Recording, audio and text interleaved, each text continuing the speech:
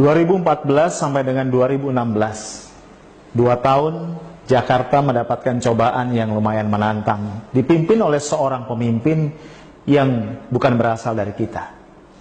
Bukan karena dia punya bentuk mata dan warna kulit yang berbeda, bukan karena dia punya etnis yang tidak serupa dengan kita, tapi karena dia mampu menista apa yang buat kita berharga.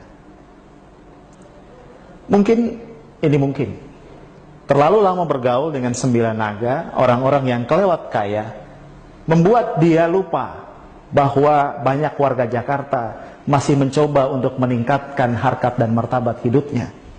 Memang mereka terdampar di bantaran kali, tapi mereka juga manusia yang selama ini tidak membebani negara.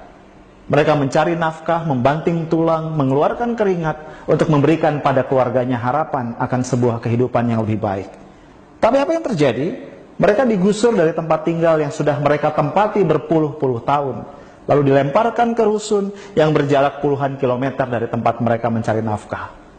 Sudah kita bisa duga dampaknya. Mereka tidak mampu membayar sewa yang kelewat mahal, dan akhirnya mereka kembali terlunta-lunta di tanah ibu kota. Yang tidak kalah memprihatinkan, dia dilanda oleh banyak kasus hukum yang membuat kita bertanya-tanya kekuatan siapa yang berada di balik semuanya, sehingga tidak satupun kasus hukum itu yang berhasil menjerat dirinya. Cerita tidak berhenti sampai di sini.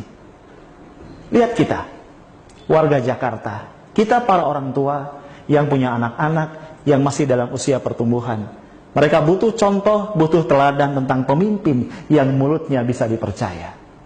Persoalan muncul ketika dia ternyata mampu mengatakan hal-hal yang menggambarkan isi toilet kita di ruang-ruang publik ketika dia bicara. Yang tak kalah parahnya adalah kita tidak melihat konsistensi dari dia. Dulu dia bisa mengkritik pendahulunya. Dia mengatakan seorang petahana mestinya cuti ketika masuk masa kampanye agar tidak menyalahgunakan kekuasaan, tidak menggunakan aset negara untuk kepentingan kampanye politiknya. Tapi yang terjadi ketika aturan itu mengenai dirinya, dia menggugat, dia minta agar Mahkamah Konstitusi melakukan judicial review atas aturan itu. Dia ingin agar dia bebas melakukan kampanye ketika dia masih menjabat sebagai pemimpin ibu kota. Yang juga tidak bisa dilupakan, dengan luar biasa dia mencaci partai-partai politik, mengatakan mereka mencuri suara rakyat, dan kemudian dengan gegap gempita membangun sebuah barisan sukarela untuk mendukung dirinya maju lewat jalur independen dalam pemilihan pemilu kada berikutnya. Tapi apa yang terjadi? Ketika beberapa partai mulai menyatakan dukungan kepadanya, dengan mudahnya dia mengatakan, ya sudahlah, saya maju lewat jalur partai politik saja. Pemimpin seperti apa yang konsistensi ucapannya tidak bisa kita pegang? Pemimpin seperti apa yang bisa mengubah pandangannya dalam waktu singkat tentang hal-hal yang sangat mendasar? Yang lebih menyakitkan, dia bisa mengeluarkan kata-kata yang menistakan agama yang bukan agamanya. Bayangkan, dia mengatakan salah satu ayat dari Al-Quran, kitab suci umat Islam yang merupakan 85% lebih warga Jakarta, digunakan untuk membodohi mereka. Ini bukan persoalan sara. Sekali lagi, ini bukan persoalan sara. Ini persoalan mulut seorang pemimpin yang tidak ditakar dampaknya. Dengan kata lain, ini persoalan inkompetensi dari dia yang tidak tahu apa yang pantas dan tidak pantas dikatakan oleh seorang pemimpin ibu kota. Dia mungkin tidak sadar, seorang pemimpin punya 2 peran mendasar setidaknya dimanapun atau di komunitas apapun dia memimpin.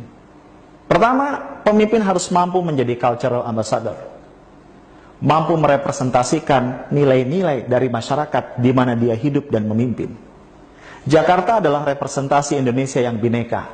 Oleh karenanya pemimpin Jakarta harus mampu merepresentasikan penghargaan dan penghormatan terhadap kebinekaan. Yang kedua, pemimpin harus mampu menjadi seorang solidarity maker, orang yang mampu merajut dan menguatkan solidaritas masyarakat, menjadikannya masyarakat yang bersatu untuk menjunjung tinggi kebaikan.